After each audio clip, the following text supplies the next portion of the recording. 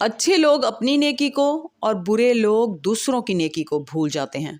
आज की आयत का तर्जुमा शुरू करते हैं। पनाह मांगती हूँ अल्लाह की शैतान मरदूद से। शुरू अल्लाह का नाम लेकर जो बड़ा मेहरबान निहायत रहम वाला है।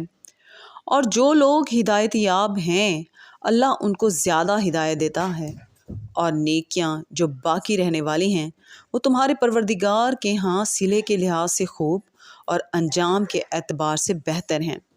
भला तुमने उस शख्स को देखा जिसने हमारी आयतों से कुफ्र किया और कहने लगा कि अगर मैं असर नौ ज़िंदा हुआ भी तो यही माल और औलाद मुझे वहाँ मिलेगा। क्या उसने गैब की खबर पा ली है या अल्लाह के यहाँ से अहद ले लिया है? हरगिज़ नहीं।